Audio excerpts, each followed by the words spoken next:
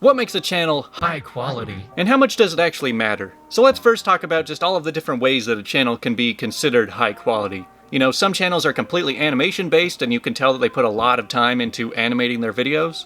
Some channels are just commentary based, but they put a lot of effort into a lot of special effects and edits to make the video more entertaining. And then you have channels where the video itself isn't what's high quality, it's the production behind what the video is about, like a Mr. Beast video. So first let's talk about just having nice camera equipment.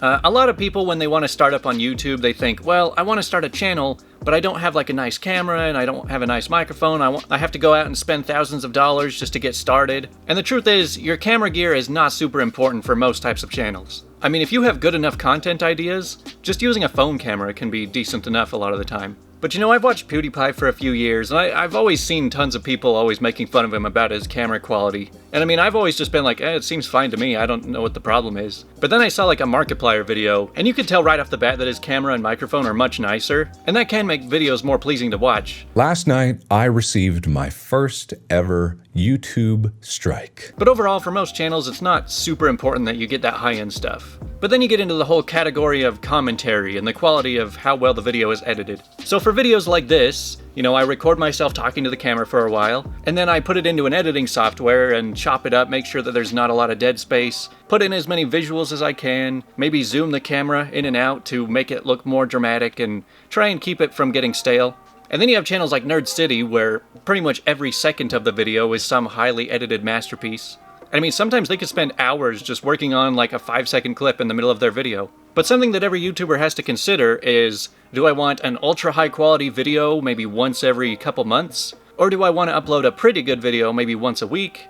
Or do I want just an average video once a day? And I gotta say, all of those answers could be correct. I mean, I personally watch some channels that upload hours of content every day. I mean, when you're listening to like podcasts or something, they really don't need to put any effort into editing or camera effects or, you know, making everything look cool and flashy. I mean, podcasts are all about you just listening to commentary or conversations. And so with podcast content, there's really no reason to put a lot of time and effort into adding edits or stuff like that. But the thing is, every video should be edited and put together for its specific purpose. Sometimes you're looking up like a tutorial video or like you're trying to troubleshoot something. You're saying, I have this problem. Like, let's say my phone is broken and I need to search a video on how to fix some issue I'm having with it. Well, if you click on a video and they've got some flashy intro, they got crazy music playing the whole time, they've got a bunch of edits and pop-up things, and you're just like, come on, man, I just want to know how to fix my phone. I don't need the entertainment you're trying to provide here. So that's why I say your video should really only reflect what it's meant to do. So like my videos, for example, all I'm trying to do is to teach you stuff about YouTube, maybe give you insights if you're a creator, or just tell you something interesting if you want to learn more about YouTube. So I mean, yeah, sure, I could show you like pictures and videos. I mean, it's kind of like me giving a presentation. And I think this channel is more focused on information rather than entertainment, which is why I typically don't feel the need to go all out on huge production quality. Because like I said before, would you rather have a really cool video once a month from me? Or would you rather learn a lot more information if I uploaded a few times a week? So that's why I think every channel is kind of different. Now, there's something that Mr. Beast has talked about on this subject before too. I've heard him say something like, rather than uploading 5 or 6 videos a week, just put all of the time you would have spent on all those videos and put all that time into one video, so then you just have one really good video every week. Because that one good video will get more overall views than all of those not so good ones combined. But that's why you have so many channels that have much different upload rates. I mean, you've got PewDiePie, who for a long time was uploading every single day. And I mean, it didn't even have to be super high quality content. You're mostly just listening to some commentary, you're watching him react to things around the internet a lot of the time. And I mean, he basically built the biggest channel on YouTube just doing that. He didn't need to spend tons of time editing these crazy videos to do that. But then you also have channels like JonTron, who, when he's actually active, might upload once a month. And I mean, sure, everyone gets a lot more excited to see a JonTron video than to see a PewDiePie video. But sometimes when I watch a JonTron video, I'm just like, you know, this is a really awesome video, and I really have to admire all of the quality you put into some of these, but if you would just tone down the quality, maybe 10 to 20%,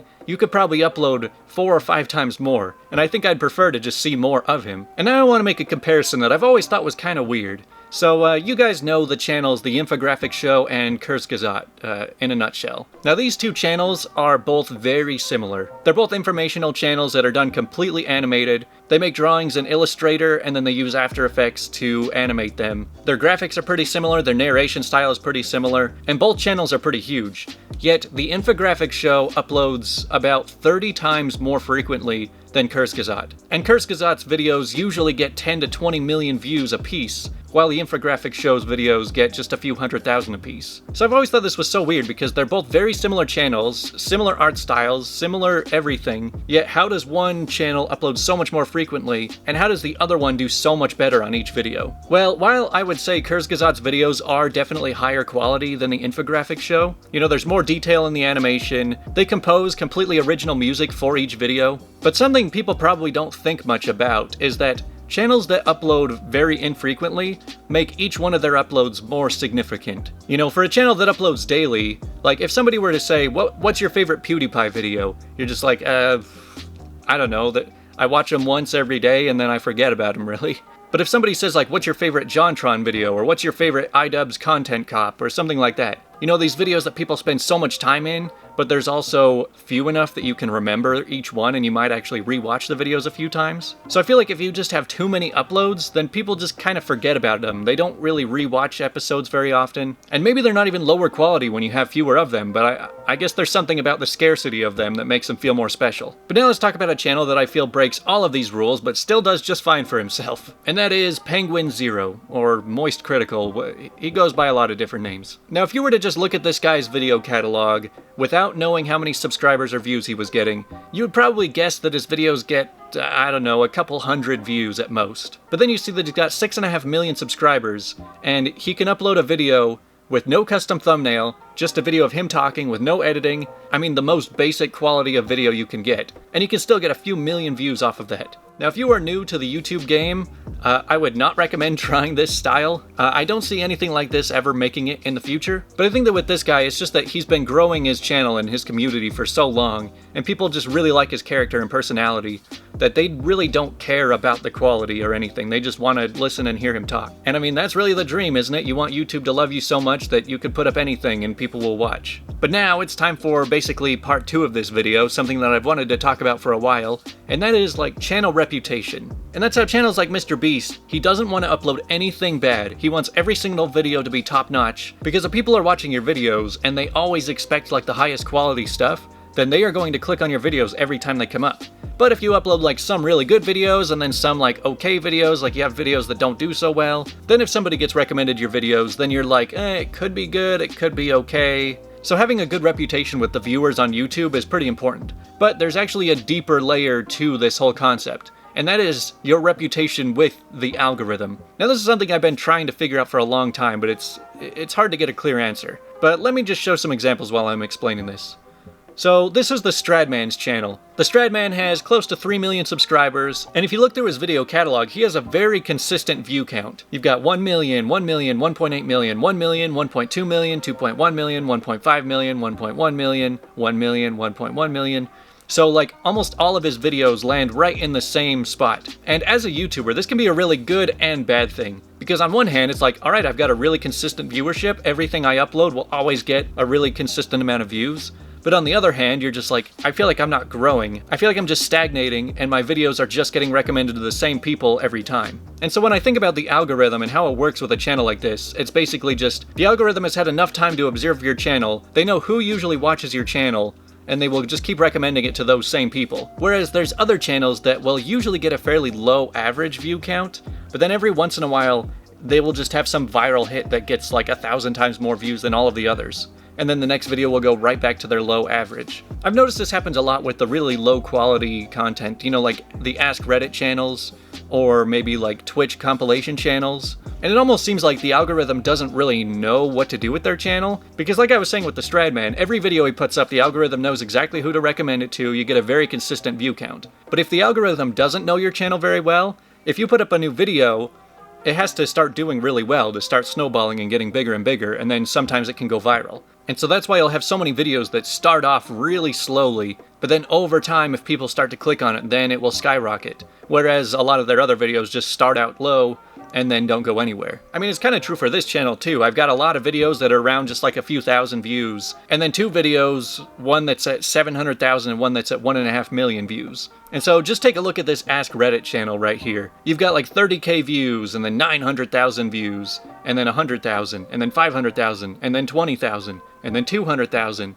and then 500,000, then 50,000, and so it's a completely inconsistent view count, and so it just seems like the base level of impressions on a channel like this is much lower. Now, the whole channel reputation thing is very real, and it's not really a big surprise to most people. But I mean, let's say Mr. Beast uploads a new video, and of course, it being on his channel is gonna skyrocket to 20 million views pretty easily, because the Mr. Beast channel has such a good reputation of so many people clicking on it. He has such a high overall click-through rate that anything he uploads, the algorithm is automatically going to be like, alright, here's a ton of impressions, go at it.